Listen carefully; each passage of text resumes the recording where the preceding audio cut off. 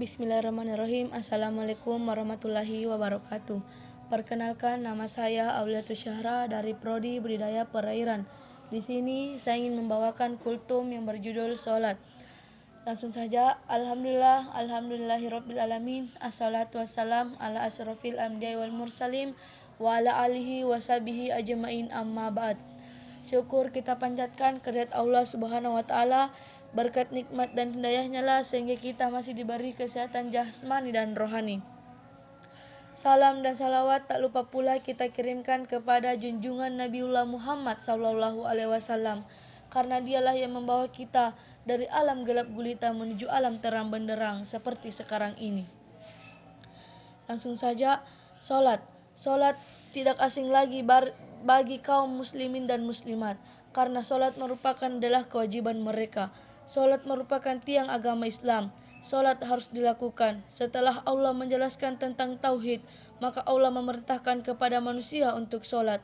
Dan Nabi SAW telah menjelaskan juga tentang tauhid kepada para sahabat.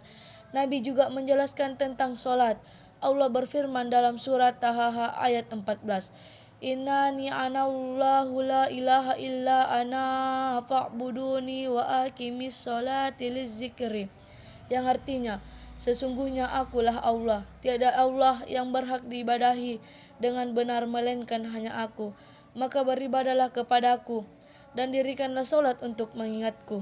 Maka dari itu Allah memerintahkan kepada Nabi Musa alaihi salatu wassalam untuk mentauhidkan Allah dan menegakkan salat. Salat ini merupakan tiang agama. Wa amuduhus salat, yang artinya tiang agama Islam ini adalah salat. Maka dari itu harus dilakukan. Makanya tentang salat ini Nabi Muhammad SAW menerima perintah salat berbeda dengan yang lain. Allah Isra dan Mi'rajkan Nabi ke langit, sampai ke langit yang 7 sampai Sidratul Muntaha. Baru Allah kemudian mewahyukan kepada Nabi Muhammad SAW tentang perintah salat dari 50 salat sampai ke 5 salat yang Allah katakan tidak akan dirubah 5 waktu salat itu. Ini wajib dilaksanakan, ini rukun Islam. Dan berat hukumnya bagi orang yang meninggalkan salat dan seluruh amal-amal terbaik.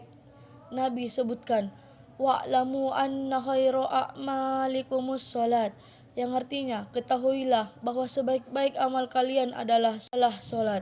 Maka dari itu salat ini harus ditegakkan. Ini syiar agama Islam yang besar. Ini yang bisa membedakan antara orang itu dia muslim atau kafir dengan salat.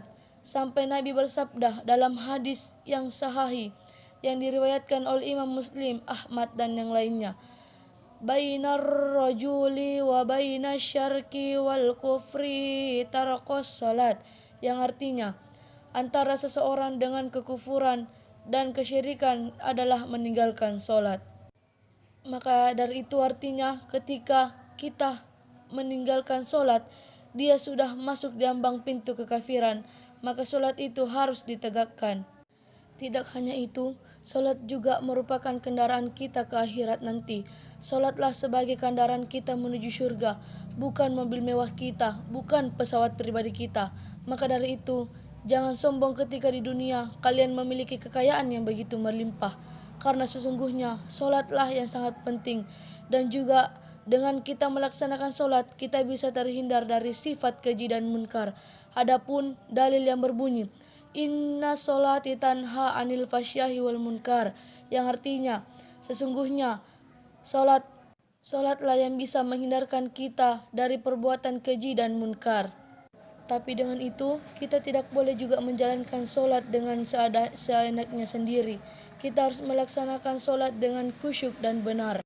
Hal ini juga merupakan sebuah bukti ketakwaan kita terhadap Allah Subhanahu wa taala. Lain halnya saudaraku, jika kita selalu seenaknya dan tidak khusyuk saat menjalankan salat, baik dalam soal waktu maupun bacaan salat yang dilantungkan, maka sudah dapat dipastikan amalan lain yang dilakukan orang tersebut akan tidak jauh berbeda. Ada juga sebuah hadis Nabi yang artinya bahwa salat dapat mencegah dari perbuatan keji dan munkar.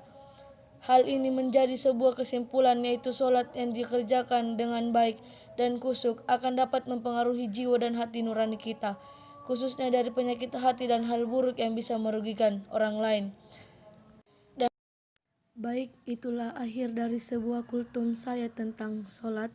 Sekian, wassalamualaikum warahmatullahi wabarakatuh.